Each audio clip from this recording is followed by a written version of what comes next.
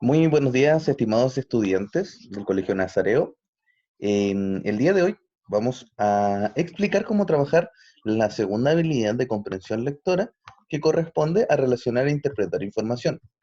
En primer lugar, bueno, está pasando mi perrito justo por encima mío. En primer lugar, vamos a explicar lo que vamos a trabajar esta semana, que es básicamente la inferencia.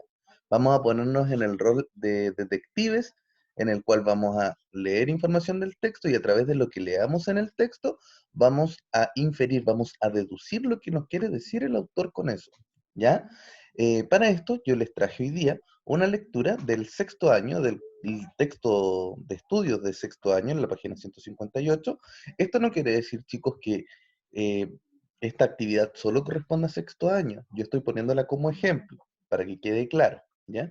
El texto se llama Pachapulay, y en este texto nosotros vamos a encontrar la historia de un piloto de avión, ¿cierto? Y este piloto sufre algunos percances, se pierde, es un teniente, ¿ya? De hecho, es el teniente Bello, yo creo que algunos ya han escuchado, más perdido que el teniente Bello. Eh, entonces, vamos a realizar algunas preguntas con respecto a lo que el texto nos entrega información y a través de esa información que el texto nos está dando, vamos a responder. Por ejemplo, acá nosotros ya encontramos inmediatamente una posible pregunta en la primera línea que podría ser, ¿qué significa que sea un harapo humano? Porque aquí dice, era pues una especie de harapo humano en lo moral. ¿Qué es un harapo? Si yo no sé qué es un harapo, lo primero que tengo que hacer es ir al diccionario. Y el diccionario que me dice qué es un harapo, me dice ropa o trozo de tela roto, sucio y muy gastado. Eso quiere decir que si era un harapo humano, era alguien que estaba en malas condiciones. Eso es lo que quiere decir. Está utilizando el lenguaje figurado, ¿ya? Nos está queriendo decir una cosa, pero con otras palabras. No nos está diciendo, era pues un humano que estaba mal gastado, sino que nos está diciendo, era una especie de harapo, era una especie de persona que está a maltraer, está desgastada, está mal cuidada, ¿cierto? En lo moral. En lo moral, ¿qué quiere decir?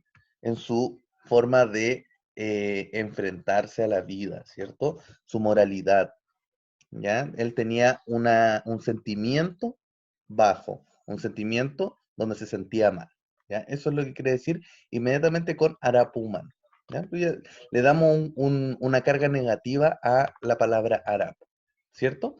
Bien, luego de eso, nosotros podríamos encontrarnos con otra pregunta que corresponde a la relación e interpretación, que quiere decir, por ejemplo, ¿en qué país se desarrolla la historia? ¿Ya? Nosotros acá en todo el texto no vamos a leer en ninguna parte en qué país está el Teniente Bello, pero sí vamos a encontrar los lugares en donde estuvo, en las ciudades o en las localidades. En este caso acá dice, la tarea era trazar un triángulo, Lo Espejo, Melipilla y San Antonio Lo Espejo. ¿En qué parte queda en el mundo Lo Espejo, Melipilla y San Antonio? Melipilla queda a unos kilómetros de Santiago, ¿cierto? En la región metropolitana. Los Espejos es una comuna de la región metropolitana. Y San Antonio es de acá, de la quinta región, ¿ya? Entonces, ¿en qué país se encuentra? No nos dice, pero sabemos que está en Chile, porque las localidades que nombra, en donde va a sobrevolar, donde va a realizar el vuelo, son de Chile, ¿ya? Son localidades de Chile. También podríamos, por ejemplo, encontrarnos con una pregunta que nos diga o nos esté tratando de poner a prueba, ¿cierto? Con respecto a lo que nosotros podamos ver en los sentimientos.